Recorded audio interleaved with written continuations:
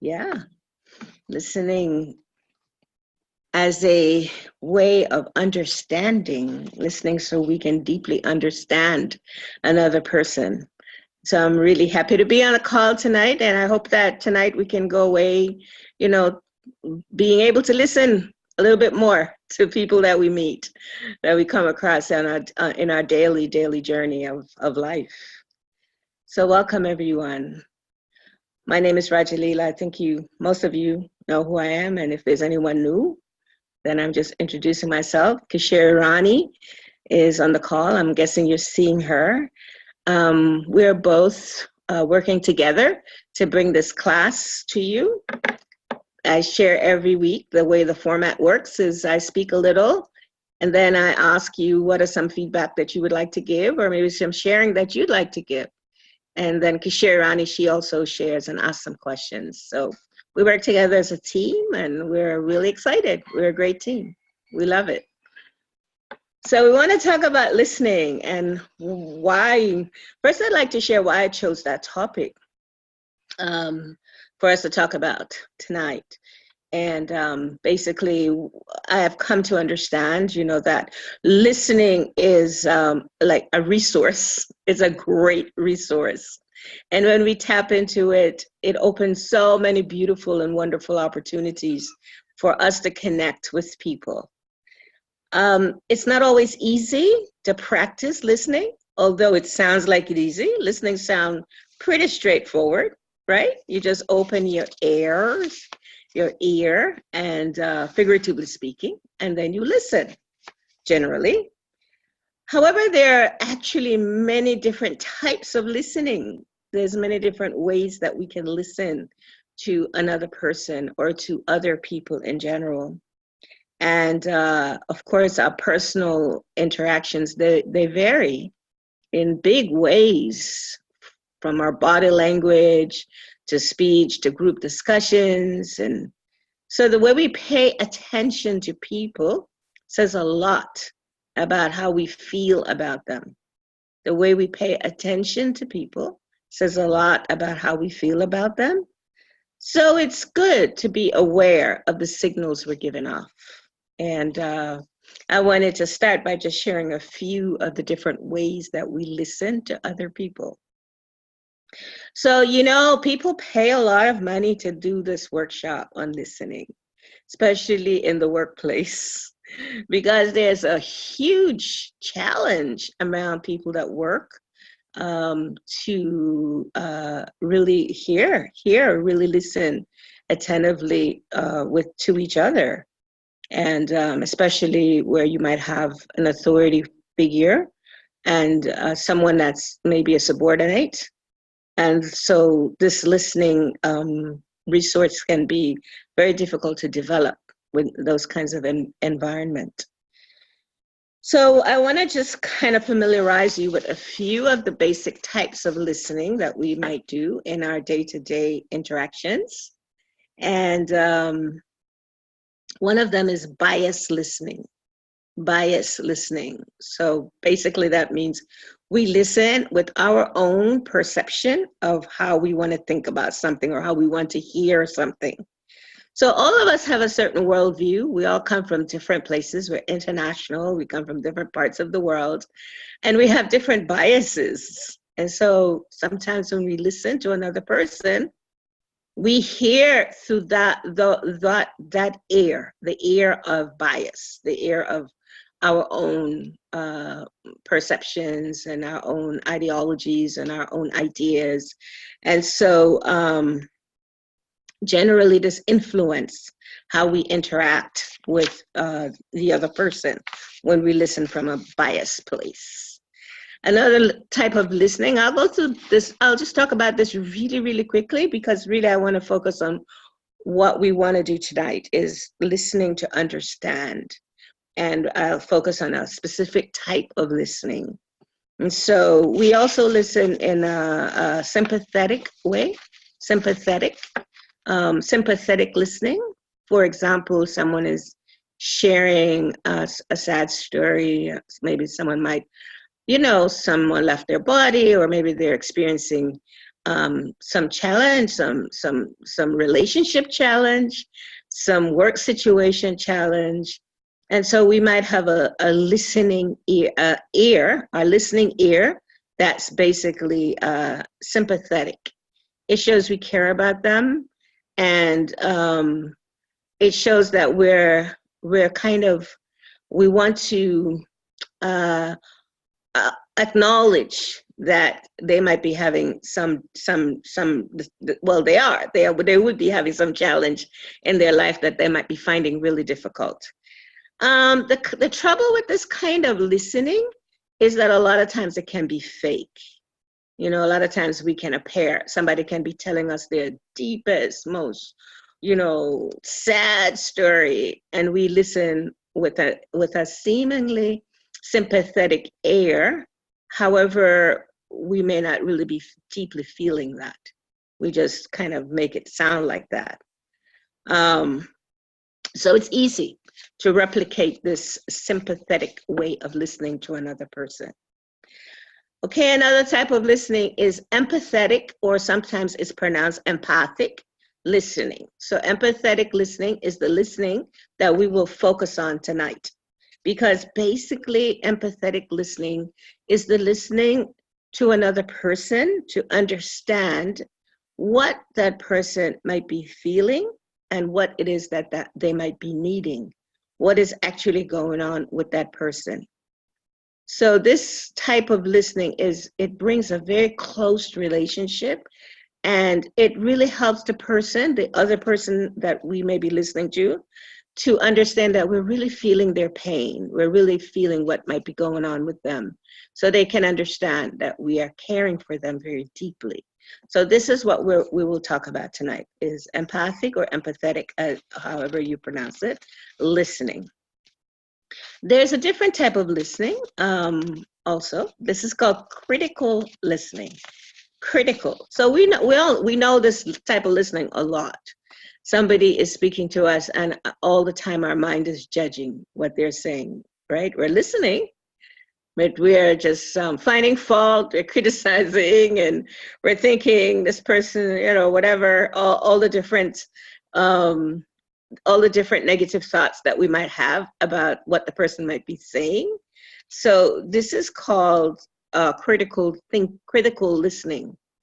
Sometimes, though, this critical listening can have some benefit, especially when it comes to like business meetings and anything that involves financing and any kind of high stress situation.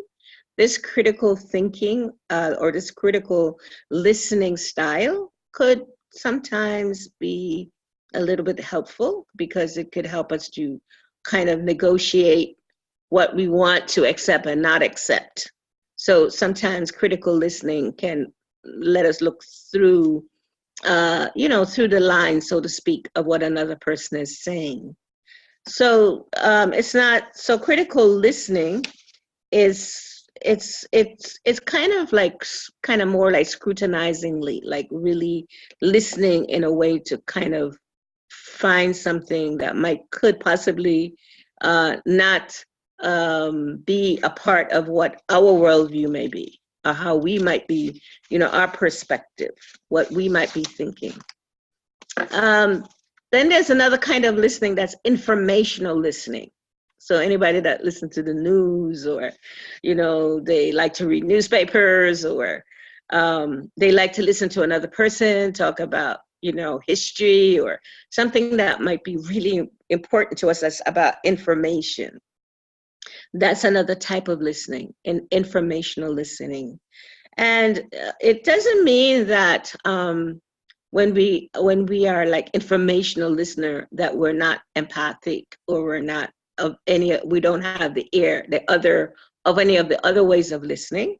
I mean, we could actually be an informational listener and still be an empathic listener, or still be a sympathetic listener, or still be an appreciative listener, which is the next type of listening that I wanted to share.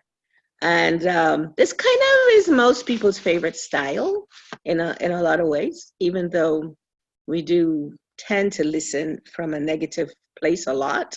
We are very judgmental as human beings. So our tendency is to listen to others from a judgmental place.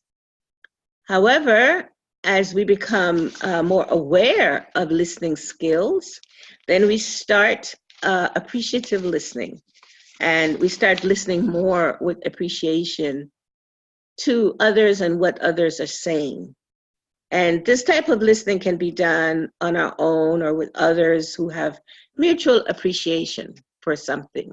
So we might interact with those persons like that, where we're listening to them, and that way of listening is kind of highlighting the relationship, making the relationship very, very smooth and very caring. Okay, are we good, Kasheri? We're good? Okay. One last one I want to share. And like I said, I'm going through these very briefly because we may or may not be aware when we're listening with this type of ear. However, it's nice to have some awareness about this. And the other one is rapport listening. So we're listening to someone because we really want to identify with them. We really want them to know that we want to be close. We want them to know like we're a friend. We really want to engage in what they're saying. We want to show like we have a really like an interest in whatever it is, so we can respond in an appropriate way. We usually use this type of listening, rapport listening, to build relationships where someone is sharing something with us and we're listening in such a way that we're thinking, our mind is thinking, yeah, this person, I want to be their friend. I want to learn more about, some of the things that they may like to do, so that perhaps I can share with them what I like to do. And that way we can start developing a deeper relationship. So these are some of the different ways that we could listen to a person. And we, believe it or not, we practice these styles of listening throughout our day. And so I wanted to kind of check in with you to hear from you, even though I went through these very quickly, I know, and maybe some of you didn't get all of them. However, perhaps you caught one or two, and I'd like you to share with us what style of listening do you normally have when you listen to another person?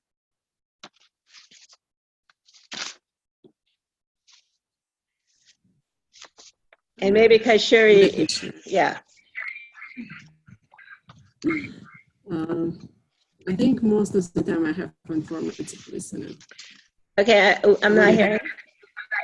Informative listening, if I understand it correctly. So it's mostly if someone gives me information that I need, I'm listening to them. I wasn't able to hear you. Maybe I need to pull up my speaker. Okay. All right. Can you say it, repeat it, please? I think I have, most of the time I have informative listening, if I understood this type correctly, that I care about the information, practical information for myself when I listen to somebody. Yeah. Yes, we're not, that's informational listening. We listen just to learn some facts or get some knowledge, and we're just trying to gather data. We're trying to get information, and so we listen for that. Like I said, listening to nowadays, I think a lot of people are informational listeners in terms of what's going on, things that are happening in our country. There's always something happening. And so people gather information as they listen to the news or whatever they're listening to. And yeah, lots of people are informational listeners. Yeah, is there anyone that would like to share what type of listener you might be throughout your day?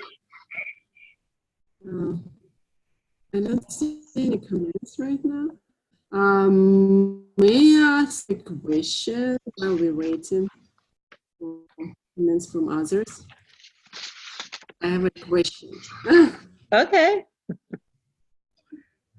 I like the empathic listening, but I have a question. Like, really important to, as you told, to really feel the other person pain and care about that person deeply.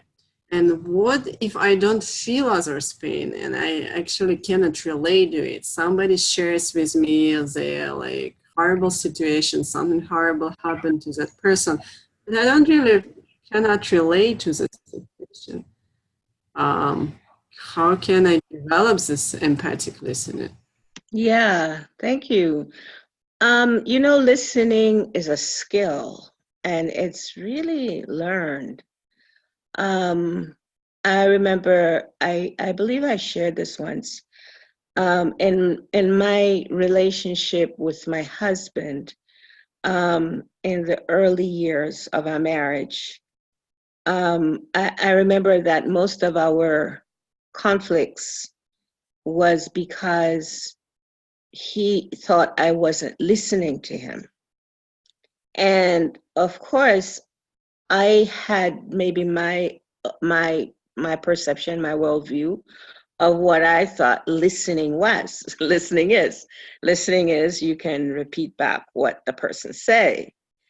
And for him, in his worldview and his perception, listening for him meant giving your attention to him. Means not just doing. I would usually do different things while he would speak, but however, I would be hearing what he was saying. And I learned, as married couples do, as we go on in the marriage, I learned that for him, listening meant giving him my attention, which meant stopping what I was doing and, just really giving him my full attention to hear what he was saying. So it required body language and it required, a shift in my listening style. So empathic listening, which is the listening that we really want to focus on tonight, it's the first thing about empathic listening is that it's not about us. It's really important to know that. As soon as someone approaches us with anything, a scenario, whatever situation may be going on for them, the first thing that we need to know as empathic listeners or empathetic listeners is it is all about that other person. So we immediately take ourselves out of it. We take ourselves out of the picture and we know we will just be available for that person. So that first step requires us to let go of other perceptions or other ideologies or other worldviews or other ways that we might think is important when we listen to a person. We may think, well, I can listen. However, I don't have to stop everything and just put everything out of my own head and just be present for you. But that's what it means to be an empathetic listener, that we give that person our full attention, our heart. It means giving our heart to that person.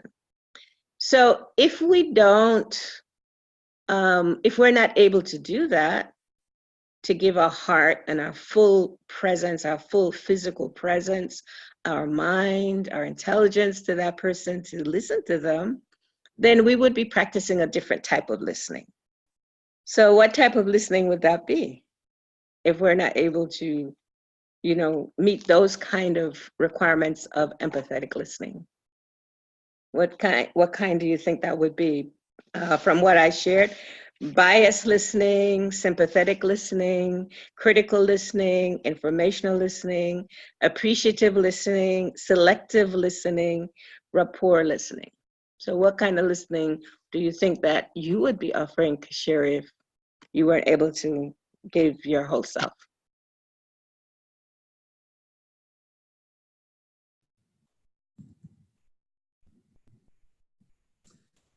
Um, I'm not sure now. Yeah. Yeah, I think a lot of people that when we talk about empathetic listening, we want to listen for what the other person is feeling and what they're needing. And in order to do that, it does require our presence. And if we're not able to give our full presence, then more than likely, we are practicing selective listening, which means we are selectively wanting to listen to some of what the person is saying, but not all of it, because we know we won't be able to give our whole self into whatever is going on with them. So we select certain things and then we just don't hear the rest of it because maybe that requires too much from us, right? It requires that we are fully present for that person. And sometimes people may talk a lot or they may talk about things we're not so interested in. And so to be an empathetic listener, it is really a skill that's developed. Um, and that's why we chose to talk tonight about listening, because oftentimes we listen, from the lenses that works for us. And to really listen to someone to understand them, it's important for us to practice empathy. That's like really important, to have empathy for the person. So we can say, well, I don't have empathy. I don't have empathy for others. Oh, and so many people are like that. However, it's not like it can't be learned. I guess the question would be, are we willing to learn how to be empathetic with another person? That's the question. I had to ask myself that with my husband when he had a different requirement for listening than I had. Am I willing to learn how to develop empathy and be an empathetic listener with this person? And because I wanted to have a relationship that really enhanced communication, that we had enhanced communication in the relationship, then of course I chose that I wanted to have empathy. So for some time I had to practice that. Okay, my husband wants to talk to me. Put everything down, stop everything, and just give him my full attention. And then I practiced that, and then I mean, it didn't take so long before we got over that wave. We we got over the wave. We kind of like came to a place where now we don't have that. I know he knows, you know, that if he wants to share anything with me, that I will be fully present for him. And he's always been a good listener. He's always someone that has a lot of empathy and sit and listen, and he has a lot of patience, and some of the qualities that I'm learning from him. And of course he learns many qualities from me, so it's a kind of a give and take situation. So the other thing that we can do when we listen to someone is to just put away the phone, like put everything away. And this I found, this was really hard because I used to like to do many things at the same time. And so, as you know, the people that are most close to us, they teach us really great and wonderful lessons. So I got to learn that lesson from my husband, is to just put everything down and just give him my attention, give my full attention. And this is also, if when we study like scriptures, and we study things about personalities that they are examples for us in terms of us growing in our spiritual life, then when we hear some of these stories, we hear the stories of how they listened. They took the time to stop everything to listen.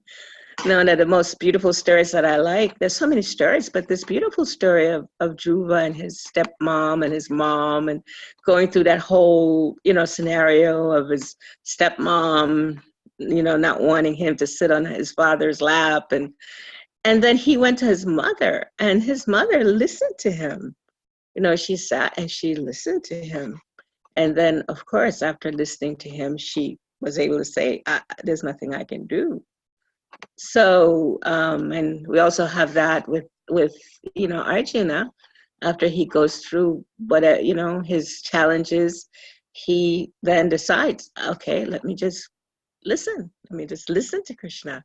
And so then Krishna starts instructing him. So this understanding of listening and giving our full self is there in our world, and it's there in our scriptures by people that have transcended this world.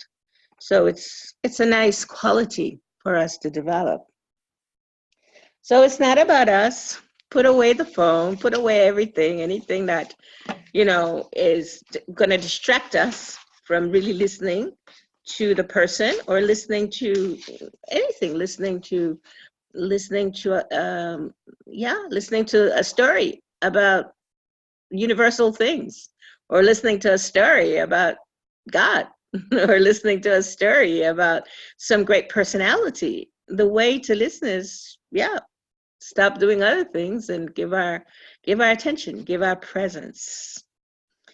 So, okay, the other important thing in being an empathic listener, an empathetic listener, is, of course, if we learn to not let anything be about us, to let ourselves like go in the background, so to speak, and we are just listening to the other person, just to hear what it is that they may be feeling and what it is that they may need. What it is they may be feeling and what it is they may need. If we listen for those when the person is speaking, then we won't be thinking so much about ourselves. We won't be practicing any of those other kinds of listening.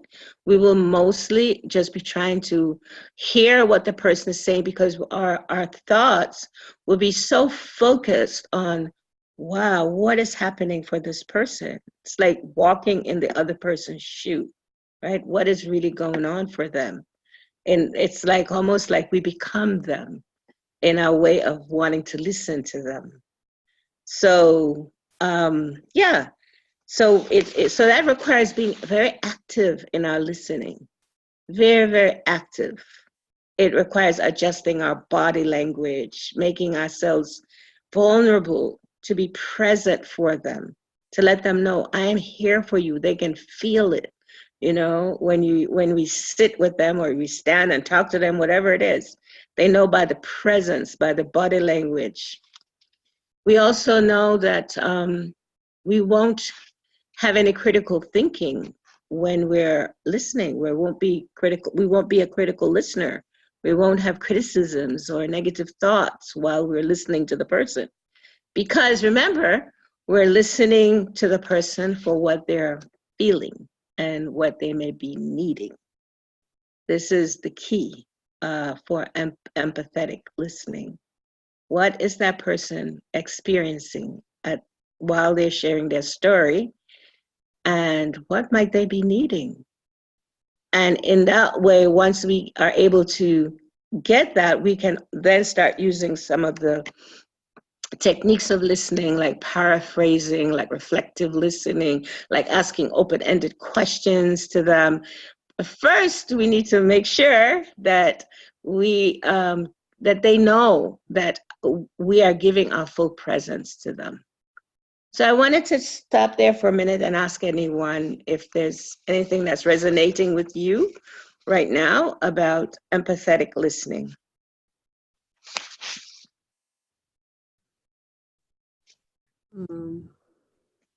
I'm grateful for all the tools that you shared with us, that mean and how to practice. It's the most important. Yes, it's always like, yes, I understand it, but how to practice? And you shared such an wonderful tools, like to be fully present, put everything down, give full attention, that other person knows that we are by using our body language, that fully present with that person.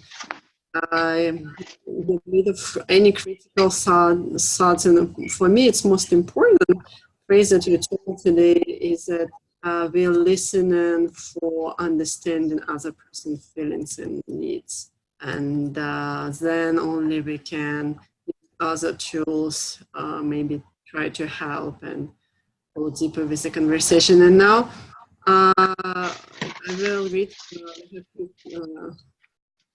questions and comments of Milena Rose that she usually use empathic, informational, and critical listening. Kishori, for some reason, the connection isn't working so well. I don't know. I'm not the connect. I don't know if they're hearing me well, because I'm not hearing you so well. I'm sorry, I hear you well. Maybe if I put it on mute, it will be better. Okay. So Jamil wrote that as part of my job, I have to listen to what my clients' needs are.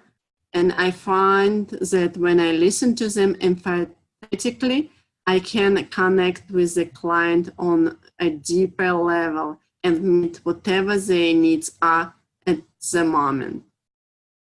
Then Achyuta Dasi wrote, I try to listen empathetically, but sometimes it's difficult if I feel my needs and concerns aren't being understood.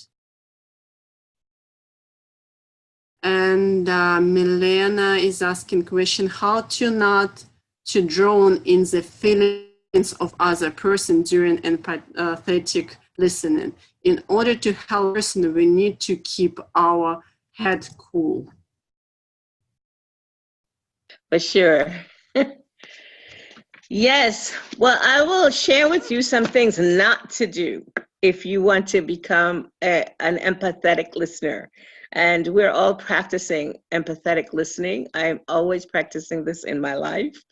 I can't say that I have perfected this art of listening. However, I have seen over the years that I have definitely grown in my ability to connect with other people in a deeper way by practicing empathetic listening. I can really say that. And so I will share with you some of the things not to do so that you can start becoming like aware of whether you do these things or not. And I'll also share with you maybe some things that I might still do that I'm always working. I'm always working with something. And of course, you know, all ability comes from Krishna. Everything that we do comes from God. So we have that understanding. At the same time, Krishna gives us intelligence. So we need to use our intelligence to become better human beings. So something that we don't do is we don't give advice. We don't try to fix another person. Empathic listening means as I said, it's not about us. It's about the other person. So we're just listening to the other person. We're not thinking in our heads, oh, but why don't they just do this? Or why can't they just do that? Or I already know the answer. I already know what to tell them to do. So we don't say to them, oh, I think you should, or if I were you, I'd do this or that. Or there's a great book that's one of the famous ones, right? There's a great book about, fear. We did fear a couple weeks ago. And always people want to talk about fear.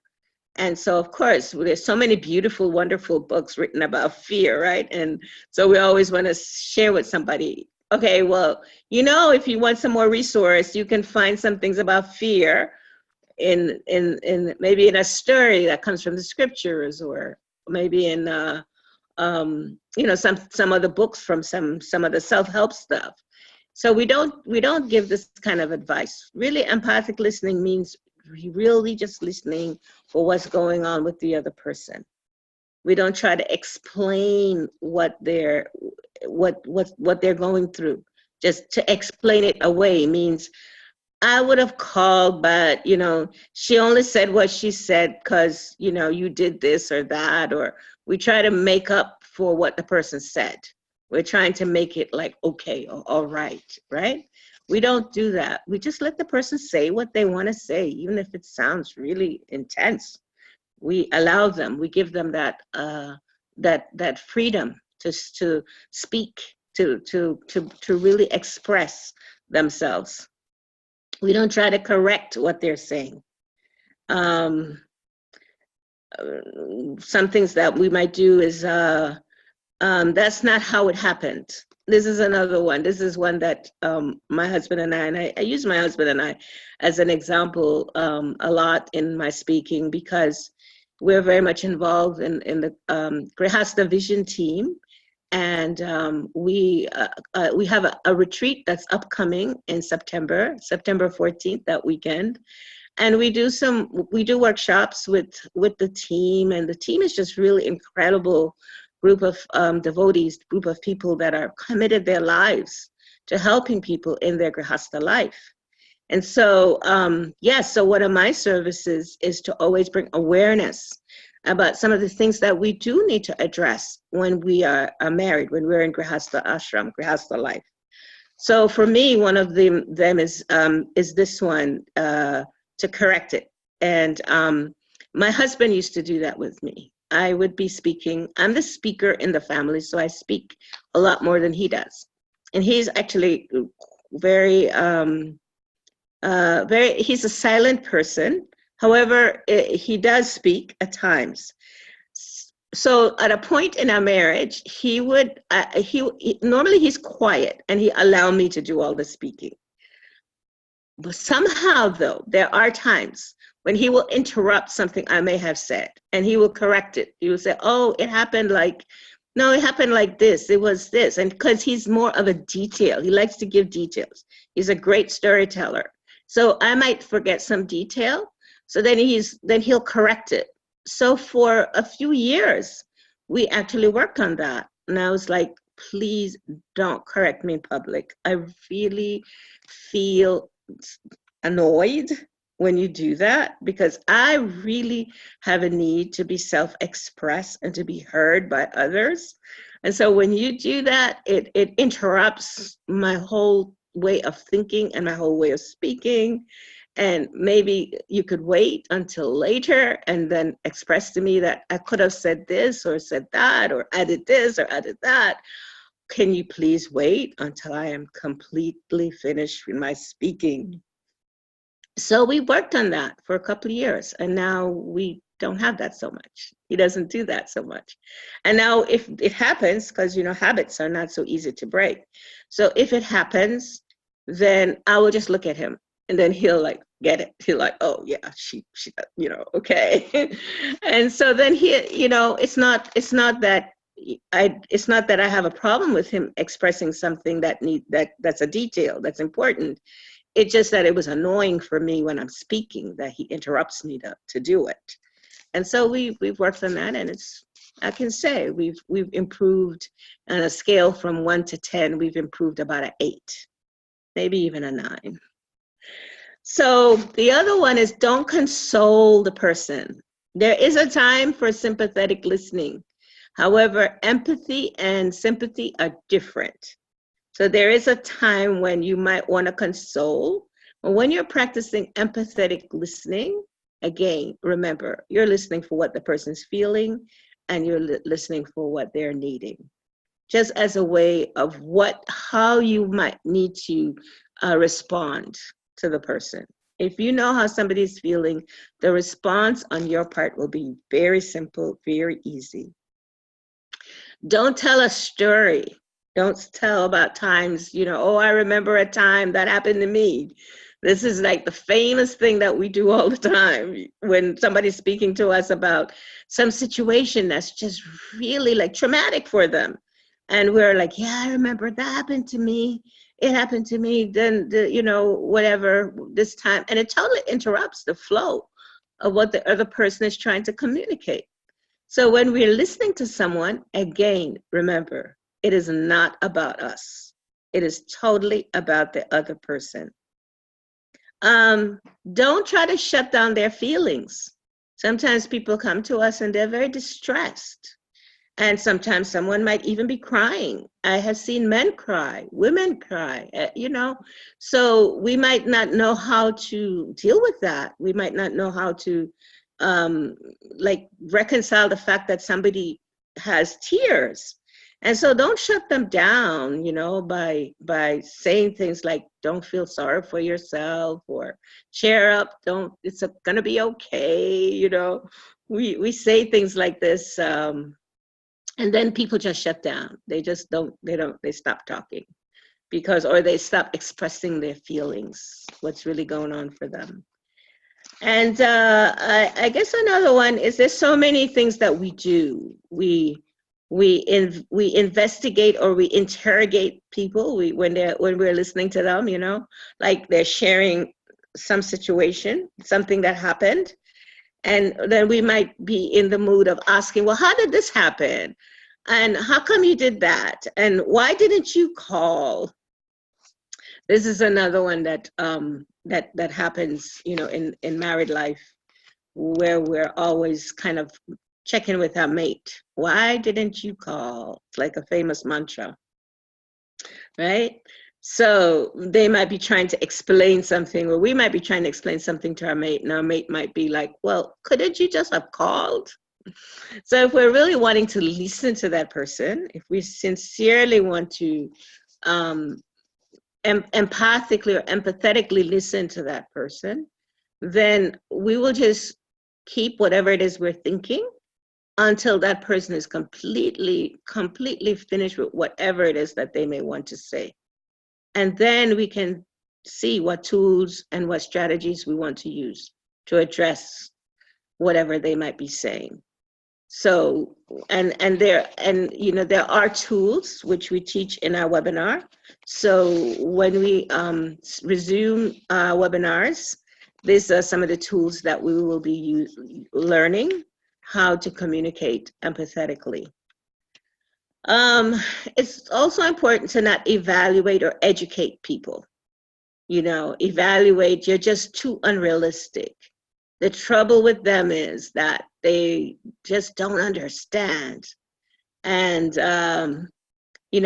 if you weren't so defensive, maybe you could understand what I'm saying, or you could hear what I'm saying. This is a famous one. So wait, that might be going on in our head for sure. However, this is a form of being defensive. Even in scriptures, it's explained that being defensive doesn't really help us to learn and to grow. So it's always best to just listen. I remember my spiritual master, Bhakti Tirtha Maharaj, he taught me that lesson about being defensive. He would, whenever he would chastise me about something, and he did many times. I in the earlier years of my service, I would always come up with some defense about why that happened, or why I did what I did, and he would always be like, I don't need to hear it. I don't want to hear it. It's, and at first I thought, this is so harsh. How could he be like this? I mean, of course he needs to know why this happened. And then I learned as the years went on, that being defensive was kind of stifling my ability to just hear, to just listen, to learn. And so as the years went on, I started being able to practice this more, even though there were times when he would, say something or chastise me for something where actually I thought I was thinking totally differently. Like, why? I mean, the reason I, told the devotee this is because so, or whatever. And so over the years, I really learned from him so much about not being defensive. That's something that my spiritual master, he really was very, how can I say, he was very connected to how important it was, how important it is for us to lose that tendency or that habit of being defensive.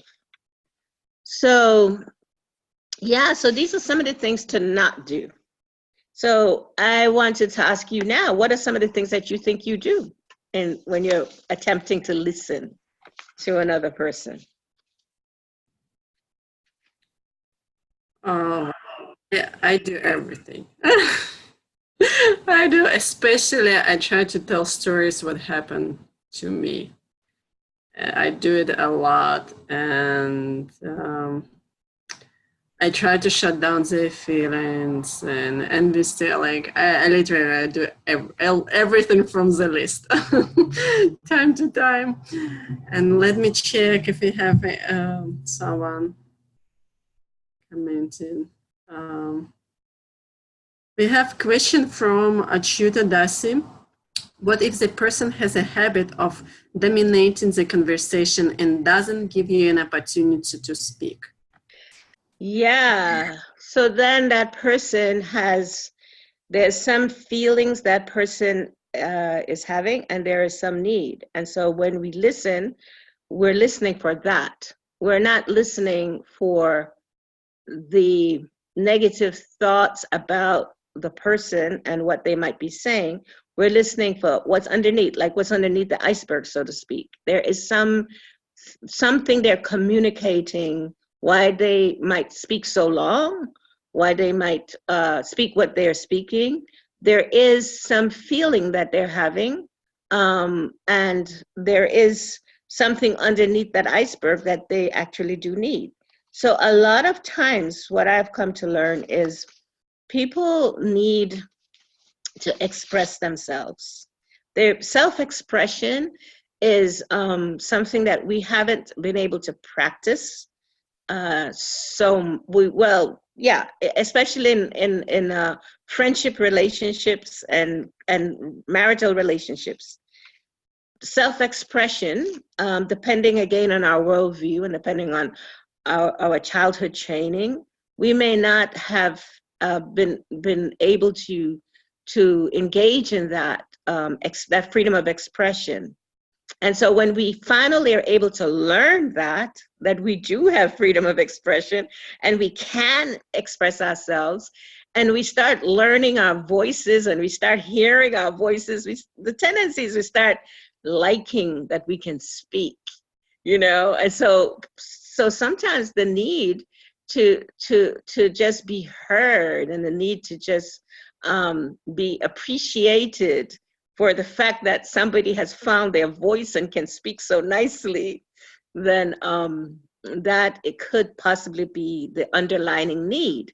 So once we find out, oh, this person is feeling really excited and enthusiastic and encouraged to be self-expressed because maybe they hadn't had opportunity to do that, or perhaps they simply just want to make an impression on another person. They have that need to be expressive to another person. Then once we learn that, then we know, okay, how will I go about, expressing to that person, or make a request from that person to say, okay, I really do appreciate how you speak so nicely, and I really do appreciate the time that you take to share the things that you do. However, I would like an opportunity to also share. So then it becomes a conversation, and it can become a conversation. It's just we need to know how to negotiate, and first knowing that the conversation is not about me, and then secondly, to be able to be totally present physically, emotionally, spiritually for the other person, listening for their feelings and their needs, and then negotiating our language and how we're going to communicate our requests to that person. So like I said, my husband and I, we've been learning some of these things over the years. We've been practicing, at least for the last, I want to say 15 years. We've been using a lot of these different skills in order to build our communication relationship. Because it's not like it comes automatic. We're different people, we're individuals, and we have different worldviews, and we definitely have different perspectives. However, the core, the underlining thing is we want to build a relationship. So based on that, we learn communication skills and we learn to practice them, and we learn to talk about them with each other when we fail, because sometimes we learn, not that there's no such thing as failure, when we learn from maybe mistakes we made. Like we had a little discussion yesterday, I think. And so he was asking me, he was a little kind of, I think he was feeling a little annoyed, I think, because I said something that I think he did not want me to say to someone. And I didn't have a clue. It just, for me, it just seemed like, yeah, it didn't seem like something that he wouldn't have wanted me to say. So he was expressing that to me. And so my first thought was to react or to be defensive. But then I just kind of listened, and then I remember he said to me after I listened, he said, "Well, what are your thoughts about that? What are you thinking about what I'm saying?" And I said, "Well, I hadn't yet arrived to where you are in terms of you being distressed about what what you're feeling. I hadn't yet arrived to that. However, I am processing it, and I'm sure I'm going to arrive there." And so he cracked up like laughing, because that was a new way, like, "Oh, you haven't arrived there yet. Okay." It was a defense, but it was a defense in a different mood, in a different way. So then I said, "Yeah, I can understand that you definitely did not appreciate that I said what I said. And because I just, yeah, I haven't arrived yet to fully get, just the total feeling of how you're feeling." And then it was over. It was over in 5 minutes, because it wasn't really such a big thing. It was just that he brings things to my attention so I could be aware. And I really appreciate it, because we're individuals. Some things that are important to him, really, really important for me, they're not, I may not, understand. I may not have the same value system. We have sometimes different values with different things. And so it's really like working in relationships. So this way of communication, this empathetic listening skill, is a way to build relationships. Definitely, it builds relationships. Anyone else have anything to share? Milena, I cannot believe that stories do not help. It was my reaction too. I love telling stories, and I think it's really helped. People expressing that you love your answer, and Milena also realize that self-expressing is really a skill that needs to be learned, and it's important. Well, self-expression, yes, definitely. Yeah, it's important to express ourselves, and it's important to express ourselves also in a way that other people can really connect with us. Because as Achuta shared, sometimes people are self-expressed. However, it can be a little bit overwhelming, because often there are people that they're very long-winded in how they speak, and then if the other person is, to the point in how they speak, it could become a little bit of a conflictual situation. However, if we're empathetically listening, if we're listening for just what the feelings are of that person, then and what their needs might be, then we won't be so connected to whatever feelings we might be having. And I believe that's the important part of this tool, is the I goes in the background, and then it becomes more about the we, and it becomes more about how to be able to have dialogue where we can both benefit from the dialogue. Yeah, so it's putting the I out of it.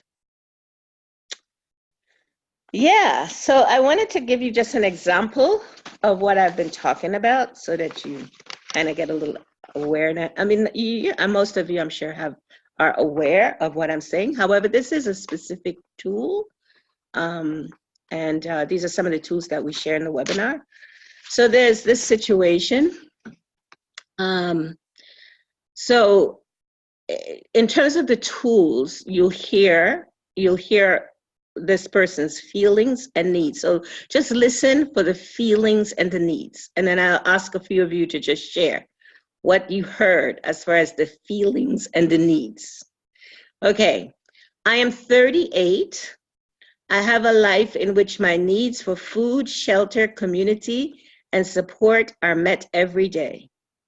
I feel frustrated when there's not the ease and predictability I would enjoy regarding my health and my income. I am starting my own business and I have no formal training in business. I feel nervous and scared. I need guidance, inspiration, and information. So maybe somebody could just kind of share with me what are some feelings and needs you heard that this person was sharing.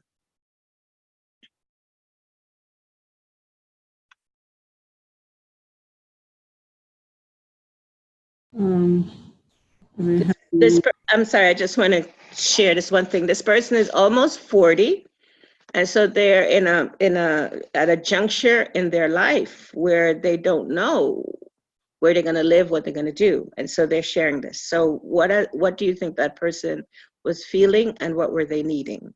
And actually, it's already expressed now. I already shared what the feeling and needs were. It's just whether you listened and heard. Yeah, well, I realized I'm listening skills are really bad. I already forgot what you read. I remember only that it was scary and the Millennium Road being lost.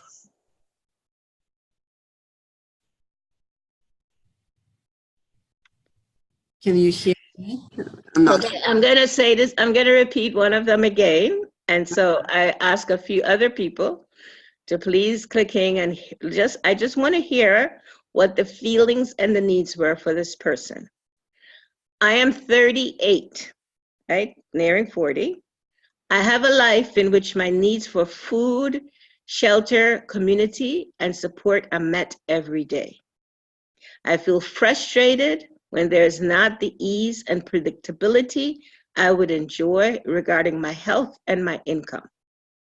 Okay, so what was the person really talking about? What was going on for that person?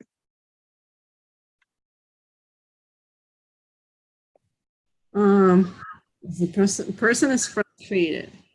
Okay. When is something unpredictable. Fear of death, Milena wrote. Well, that's not exactly what the person said. Yeah. So let's see if somebody else would like to try to share what you heard about the person. What did they feel and what did they need? Is there anybody there that might like to try?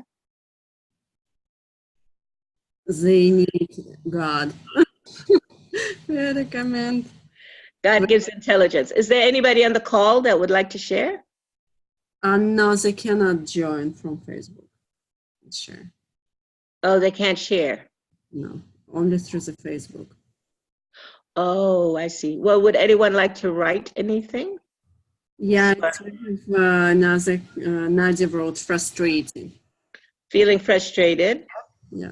Okay, and what was the person need? The person feel lack of security and need a partner to help out. You're totally making up a story. I read it from comments. It's not me.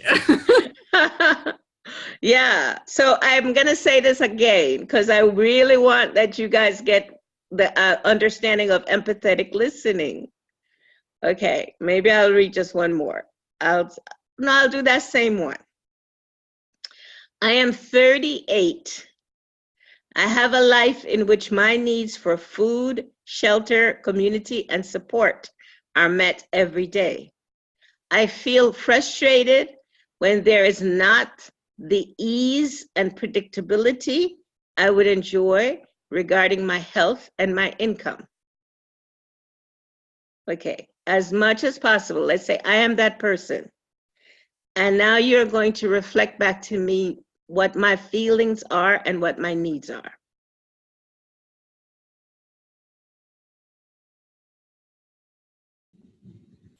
So it's frustration regarding health and income. Okay. What is it that I need? Income, financial stability. Okay. And okay. And what is it about what's my little story? You like stories. So what's my little story? My little story is that I have a shelter, I have a community, I have a this part is met every day. Okay. So that, yes. But And how old am I? 38. 38. Okay. Great. Great. So you're hearing my feelings. Okay, maybe one more so that we can get an idea of really listening to someone. So this is me. Okay. I am starting my own business and have no formal training in business. I feel nervous and scared. I need guidance, inspiration, and information. Okay, so if you can just reflect back what my feelings are and what my needs are and what my little story is. So I'm taking notes, you see. See, this is the thing. You got to put your phone away. You got to really listen. You got to be present. I didn't feel that you were present for me. I didn't get it. So listening means that you would have put everything down and you would just be looking at me in the camera, and you'll be like just trying to hear what I'm saying. I will feel your presence, like I will feel like you're embracing me. Like, wow, she's just so present for me. Right? And then you'll be able to repeat back what I'm feeling and what I'm needing. Yeah, just imagine that, Dhruva went to his mother to tell him what's happening with his father and his stepmom. And the mom said, let me write down what you're saying in my cell phone. Let me write that down. Or let's say Krishna and Arjuna. Oh, Krishna says, okay, Arjuna, okay, now you want to hear about, how to become a yogi? Wait. Let me write it down. What else do you need to know?